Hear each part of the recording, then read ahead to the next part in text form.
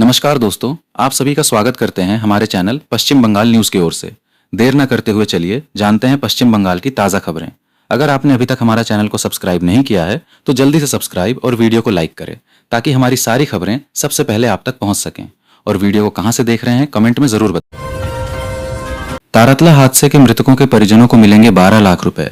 राष्ट्रपति और पीएम मोदी ने घटना पर जताया शोक। पश्चिम बंगाल की राजधानी कोलकाता के तारातला गोदाम हादसे में जिन लोगों की मृत्यु हुई है उनके परिजनों को 12-12 लाख रुपए का मुआवजा मिलेगा। बंगाल के मुख्यमंत्री शुभेंदु अधिकारी पहले ही मृतकों के निकट परिजन को 10-10 लाख रुपए का मुआवजा देने का ऐलान कर चुके हैं। प्रधानमंत्री नरेंद्र मोदी ने भी 2-2 लाख रुपए मुआवजा देने की घोषणा की है।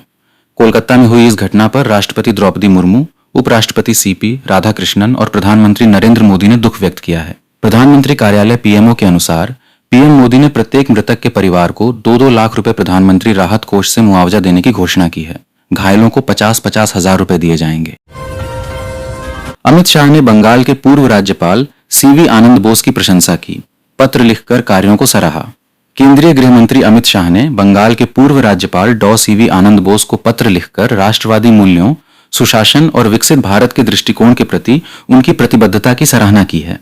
शाह ने कहा कि बंगाल के राज्यपाल के तौर पर बोस ने राज्य के लोगों की भलाई और तरक्की के लिए लगातार काम किया। गृह मंत्री ने अपने पत्र में बंगाल में हालिया विधानसभा चुनाव में भाजपा की ऐतिहासिक जीत का भी जिक्र किया और कहा कि यह विजय प्रधानमंत्री नरेंद्र मोदी के नेतृत्व में हासिल हुई। इस पर प्रतिक्रिया देते हुए बोस ने कहा कि चुनावी नतीजे लोकतांत्रिक सिद्धांतों और असरदार नेतृत्व का नतीजा हैं। बोस ने विधानसभा चुनाव से पहले अचानक राज्यपाल पद से इस्तीफा दे दिया था। फिलहाल वे अपने गृह राज्य केरल में रह रहे हैं।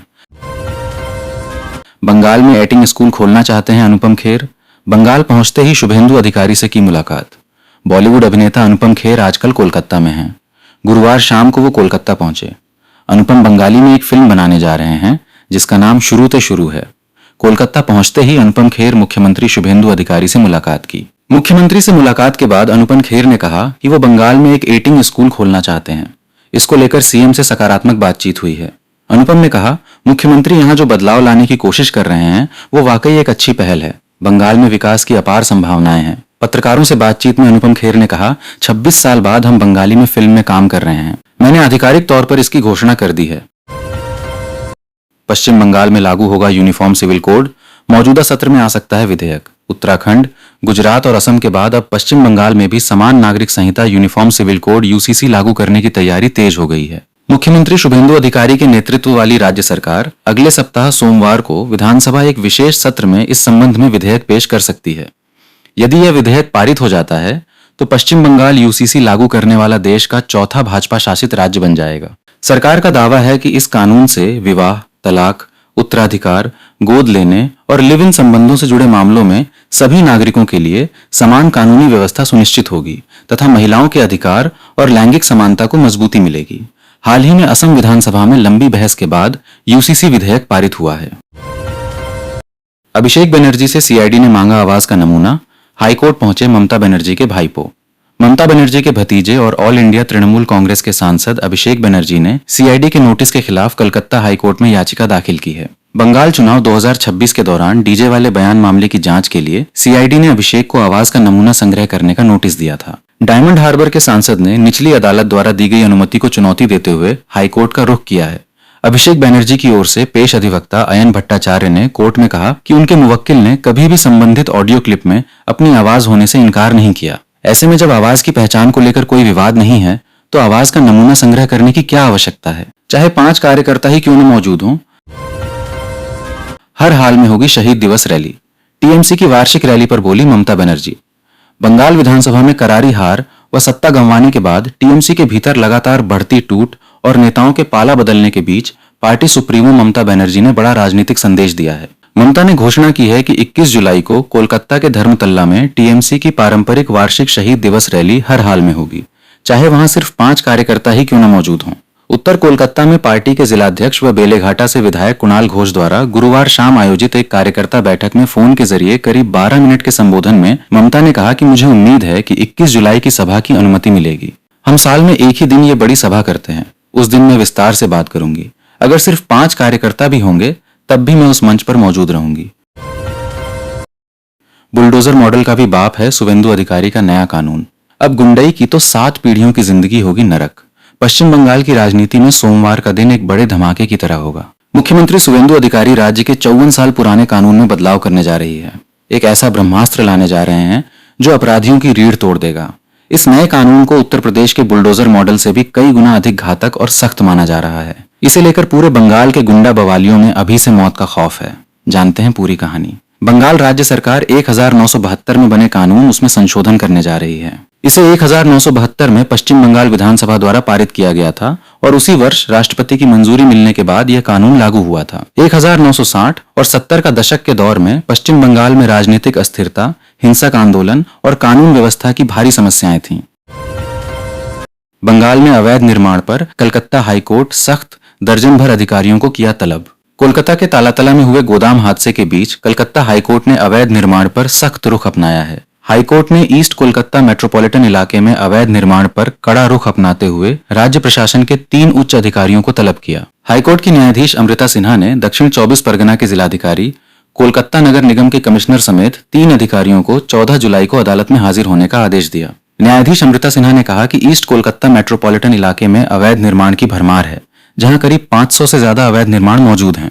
उनका क्या होगा? उनके खिलाफ क्या कार्रवाई होगी? लो टीएमसी टूट के बीच आखिर शत्रुघ्न सिन्हा ने कह दिया, अभिषेक बनर्जी को मैं नहीं मानता अपना नेता। बिहारी बाबू का अब कौन होगा लीडर? तृणमूल कांग्रेस के भीतर चल रहे विद्रोह के बीच आसनसोल के सांसद शत्रुघ्न सिन्हा ने अपनी स्थिति साफ कर दी है।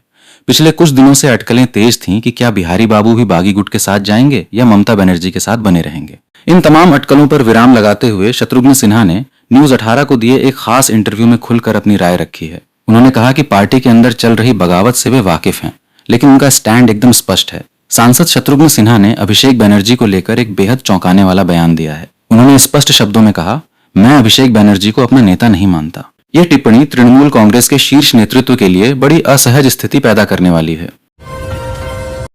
नागरिकता विवाद के बीच चुनाव आयोग ने बताया, एसआईआर पहचान के लिए पासपोर्ट भी मान्य दस्तावेजों की लिस्ट में शामिल।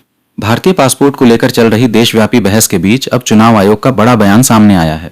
आयोग ने गुरुवार को साफ किया कि वोटर लिस्ट में अपना नाम दर्ज कराने या उसे बरकरार रखने के लिए भारतीय पासपोर्ट आज भी पूरी तरह से मान्य है। बता दें कि यह उन 12 जरूरी दस्तावेजों में से एक है जिसे दिखाकर कोई भी व्यक्ति वोटर लिस्ट में अपनी पात्रता साबित कर सकता है। चुनाव आयोग के एक अधिकारी ने कहा कि पासपोर्ट पहले भी पहचान साबित करने का एक जरिया था और आज भी है। इसके नियमों में कोई बदलाव नहीं किया गया है। बिहार और असम में हाल ही में हुए मतदाता सूची के विशेष सुधार अभियानों में भी पासपोर्ट को मान्य दस्तावेजों की लिस्ट में रखा गया था। विश्वरूप डे ने तृणमूल कांग्रेस छोड़ी, बोले यह दर्द सहन नहीं किया जा सकता। कुणाल घोष की हम बेईमान नहीं हैं सभा से लौटने के बाद तृणमूल पार्षद ने कहा, यह दर्द बर्दाश्त नहीं किया जा सकता।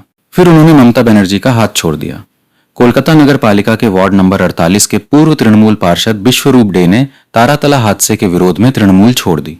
उनका कहना है कि तारातला हादसे से उन्हें बेहद आघात हुआ है।